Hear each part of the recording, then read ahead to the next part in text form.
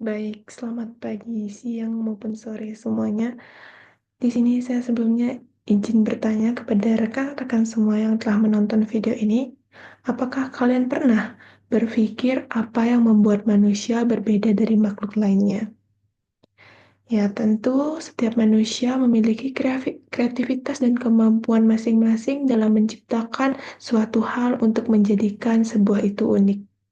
Dalam presentasi ini, saya akan membahas bagaimana konsep Homo ludens dan Homo faber menjelaskan sisi bermain serta bekerja dari diri kita. Perkenalkan, sebelumnya saya Ketut Chandra Dipasanti dengan NIM 221509191. Pada presentasi kali ini, saya akan berfokus pada Homo ludens dan Homo faber sebagai dimensi bermain dan berkarya dalam hidup manusia.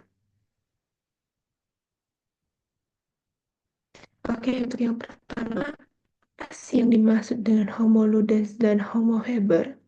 Jadi di sini singkat saja saya jelaskan pada Homo Luden. Homo Luden merupakan sebuah konsep yang diperkenalkan oleh Johann Huizinga yang menggambarkan manusia sebagai makhluk yang bermain. Bermain ini bukan sekedar hiburan ya, melainkan esensi dari budaya, kreativitas, serta inovasi manusia.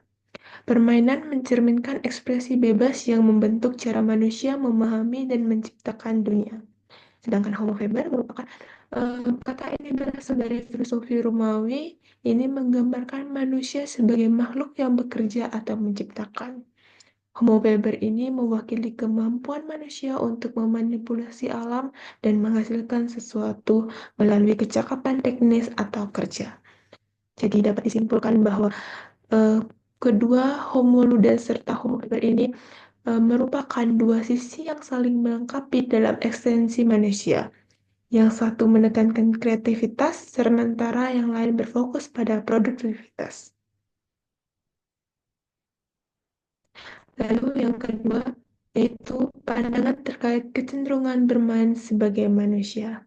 Di sini saya terdapat tiga pandangan yang berkaitan atas kecenderungan bermain sebagai manusia.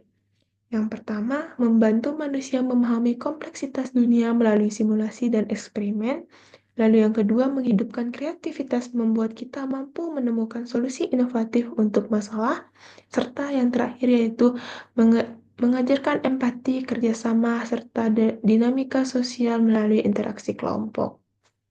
Pada poin-poin ini sebenarnya hal ini bertujuan untuk memahami dunia, di mana memahami dunia ini bermain memungkinkan kita dapat memahami kompleksitas dunia melalui simulasi dan eksperimen. Dalam konteks modern, bermain hadir dalam berbagai bentuk seperti olahraga, seni, hingga teknologi seperti pembuatan video game maupun virtual reality. Hal ini membuktikan bahwa bermain bukan hanya aktivitas kanak-kanakan, tetapi alat penting untuk berkembang. Untuk selanjutnya, bagaimana sih Homo ludens terwujud dalam diri kita masing-masing?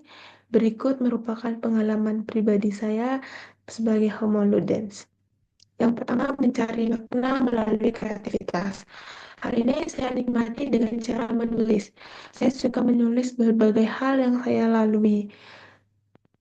Waktu dulu saya pernah menulis karya-karya saya melalui cerita-cerita pendek. Lalu yang kedua, berinteraksi sosial lewat permainan. Hal ini saya dapat lakukan dengan aku mohon maaf, saya dapat lakukan melalui olahraga.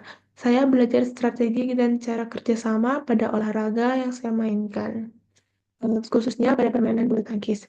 Yang ketiga, eksperimen tanpa takut merasakan gagal. Saya senang mencoba hal baru seperti aplikasi atau bahasa baru karena menganggapnya sebagai teka-teki yang menarik. Yang terakhir yaitu menyisipkan elemen bermain dalam rutinitas. Hal ini saya maksudkan dalam pekerjaan serius saya mencoba menghadirkan humor atau gamifikasi untuk meningkatkan motivasi. Jadi homo ludens dalam diri saya melihat kehidupan sebagai peluang untuk mengeksplorasi, berkreasi, serta bersenang-senang. Oke. Yang ketiga, Meskipun bermain penting, namun kontrol diri adalah kunci agar bermain tetap bermanfaat. Jadi di sini saya akan menjelaskan peran kontrol diri dalam keberadaan sebagai homo ludens. Yang pertama, menjaga batas. Bermain harus seimbang dengan tanggung jawab, misalnya membatasi waktu bermain game agar tidak mengorbankan produktivitas. Yang kedua, mengarahkan energi ke hal positif. Di sini yang saya maksud adalah dengan kontrol diri, bermain menjadi sarana pembelajaran, bukan sekedar hiburan kosong. Yang ketiga, mengelola kompetisi. Di mana mengelola kompetisi ini yang dimaksudkan ialah kontrol diri menjaga emosi saat kalah atau menghadapi konflik dalam permainan. Serta yang terakhir yaitu menyeimbangkan bermain dan bekerja. Sebagai homo ludens dan homo faber, saya harus berjalan beriringan, di mana kontrol diri ini menjadi keseimbangan dalam hidup saya. Kontrol diri ini memastikan bahwa bermain tetap menjadi aktivitas membangun, bukan merusak. Oke, kesimpulan yang saya dapatkan dari presentasi ini yaitu antara bermain dan bekerja kita membangun jati diri. Jadilah homo ludens yang bebas berkreasi, tetapi jangan lupa menjadi homo faber yang bertanggung jawab atas dunia yang kita ciptakan. Di sini terdapat sedikit kata-kata motivasi bagi saya dan rekan-rekan semua. Sebagai homo ludens, kita adalah pemain dalam kehidupan. Dengan kreativitas, permainan, dan kontrol diri, kita bisa menciptakan dunia yang penuh warna tanpa melupakan tanggung jawab kita sebagai pencipta. Oke, sekian presentasi yang dapat saya sampaikan. Mohon maaf bila terdapat kesalahan kata yang saya sengaja maupun tidak sengaja. Untuk itu, saya akhiri presentasi ini.